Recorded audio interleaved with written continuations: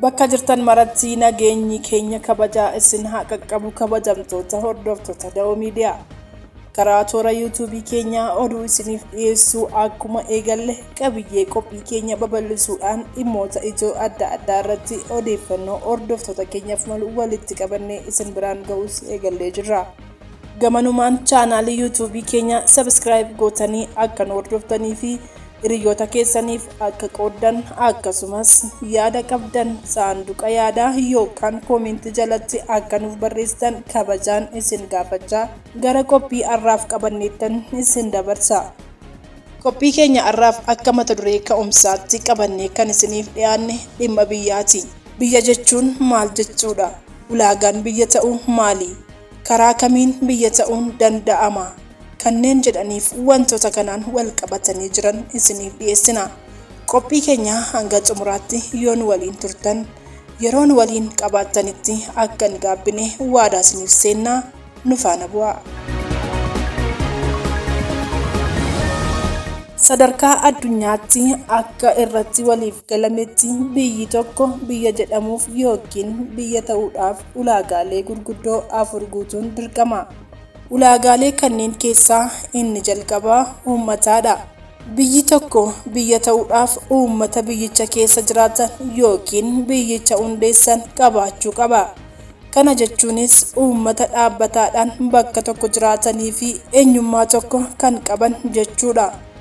Uummanni biyya tokko keessa jiraatu yookiin biyya hundeessu kun walitti hidhaminsa eenyummaa, qabiyyee waloo fi fedhii waloo qabaachuu qaba. Kun ulaagaa biyyummaa isa murteessaa fi kan jalqabaa ta'ee ibsama. Ulaagaa biyyummaa inni lammaffaan daangaa beekamaa qabaachuudha.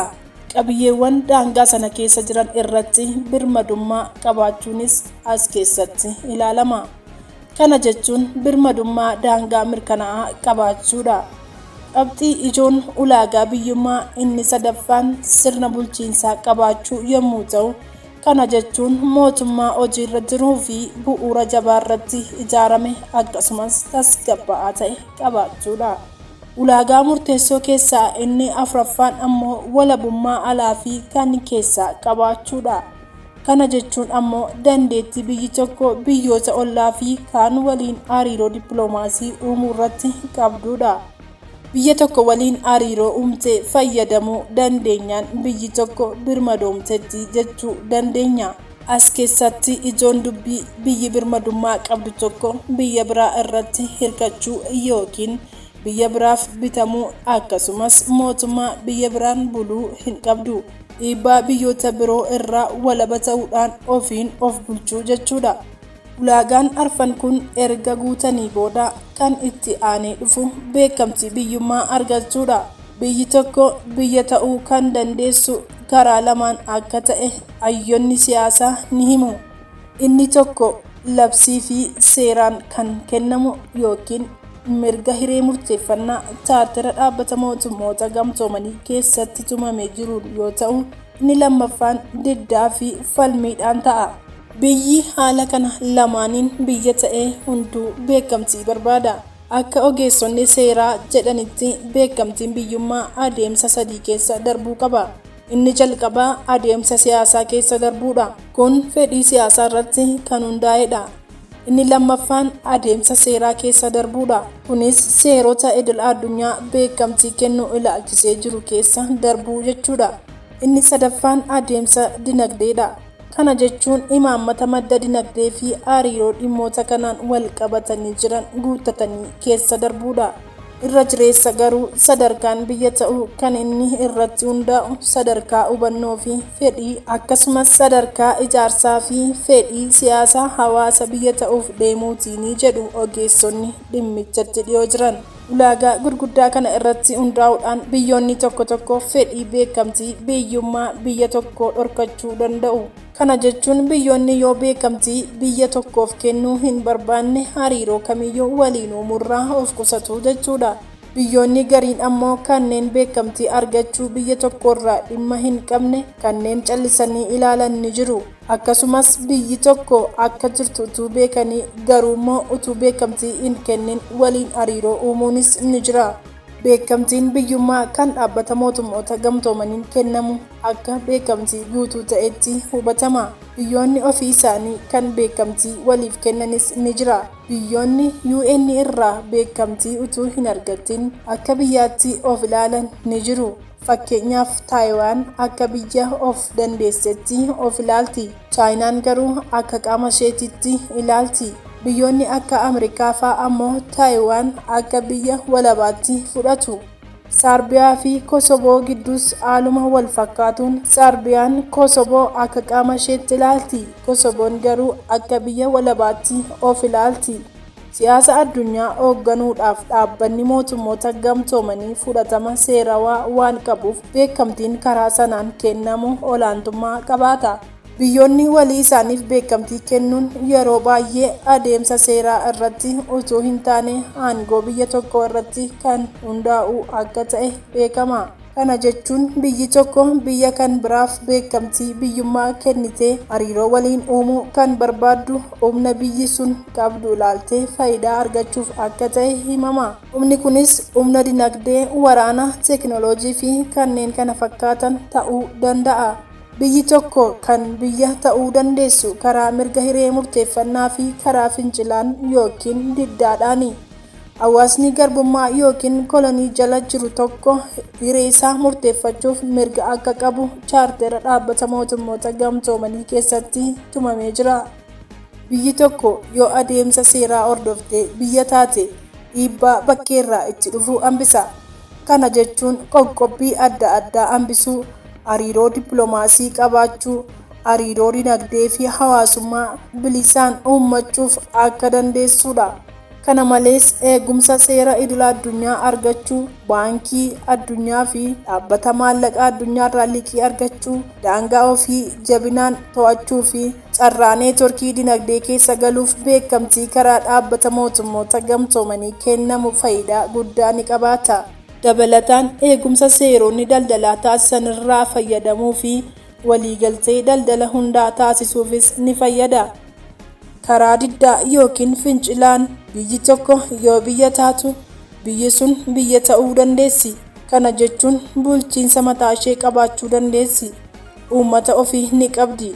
Daangaa mataa ishee qabaachuu dandeessi. Garuu waan lama qabaachuun ulfaataa ta'uu mala. Innis walabummaa alaarraa argamu qabaachuu fi beekamtii idil-addunyaa qabaachuudha. Biyyi tokko walaba taatee biyyoota kaan waliin hariiroo uumuu hin dandeessu yoo ta'e nageenyi biyya sanaa yaaddoo keessatti kufuu danda'a.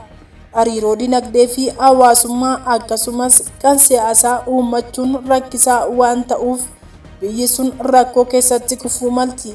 Ta'us garuu aangoon yookiin humni hawaasa biyya ta'uu barbaadu sanaa murteessaa akka ta'e heerama. Biyyoonni beekamtii idil-addunyaa hin qabne akka biyyaatti hin waamaman. Biyya kan fakkaattu yookiin akka biyyaatti kan of ilaaltu jedhamanii waamamu. Kunis beekamtii sana waan hin qabneefi. Kana erga amma kana jennee mee dhimma Somaaliilaand kan tibbana ijoo dubbii addunyaa taate haa ilaallu. Somaaliilaand seenaa ishee keessatti guyyaa 4f beekamtii biyyummaa argattee biyya jedhamtee waamamteetti. Kunis bara 1960 bulchiinsa kolonii Ingiliz jalaa baatee utuu Somaaliyaa Xaaliyaanii jalatti bulaa turtetti hin makaminidha. Erga bara 1960 hanga bara 1991 mootummaan Somaaliyaa kan Ziyaad Barree diigamutti qaama Somaaliyaa turte. Bara sana booda garuu ofii ishee of labsitee waggoota 30 oliif biyya of dandeesse taate jiraataa jirti.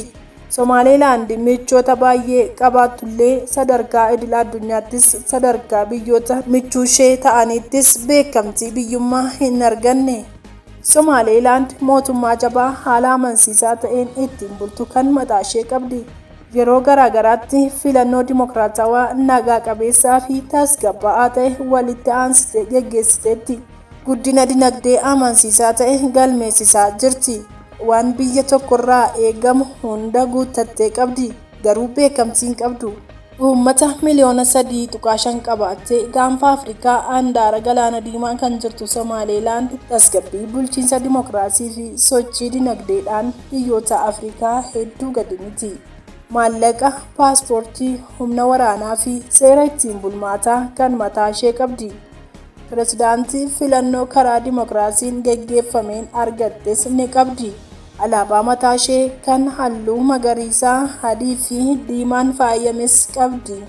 Garuu beekamtii qofaa dhabdee gabaan addunyaa irraa cufamee lammiileen ishee rakkoof saaxilamu. Ulaa galaanaa kan ittiin addunyaa waliin walitti hidhattu utuu qabdu sababa beekamtiif qofa moggeeffamtee jirti.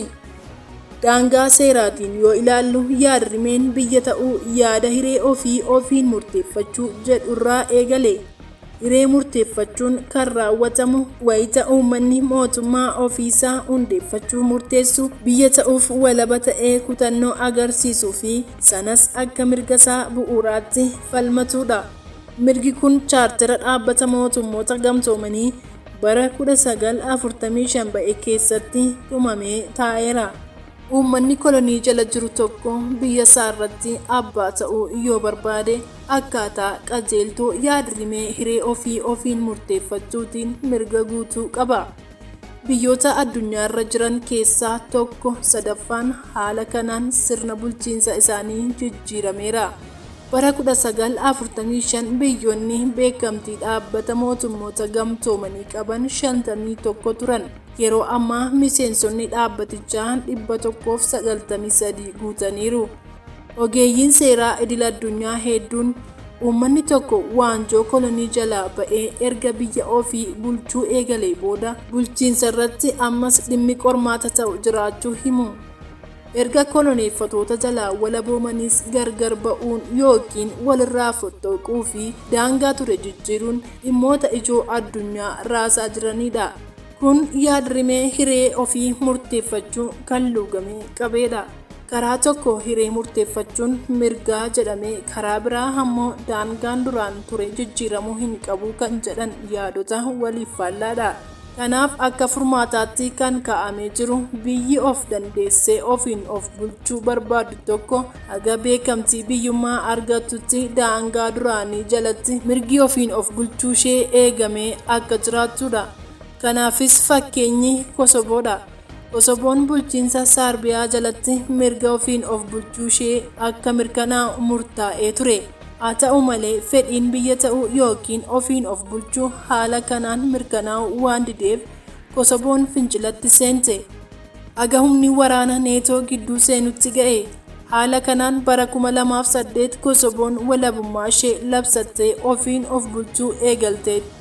Biyyoonni miseensa dhaabbata mootummoota gamtoomanii ta'an walakkaa ol Kosovoof beekamtii kennaniiru. Garuu sababa dhaabbanni mootummoota gamtoomanii haga ammaatti beekamtii dhorkateef ammallee biyya jedhamtee waamamuu hin dandeenye. Kabajamtoota hordoftoota Dawoo Miidiyaa, barruu gabaabaa kanarraa waan gaarii hubattaniittu jedheen abdadha. Biyyi keenya Oromiyaan ulaagaalee biyyummaa kana keessatti yoo ilaalamtu maal fakkaatti kan jedhu tilmaamuun keessan hin hafu. Walumaa galatti haaluma fedheenuu Oromiyaan ulaagaa biyya ta'uu kan guuttattee fi biyya ta'uufis kan dandeessu ta'uu hubattaniittu jedheen amana. Isa kaan isiniifan dhiisa. Waan nu hordoftaniif ulfaadhaa isiniin jecha qophii birootiin aga walitti deebinutti nagaan nuuf tura.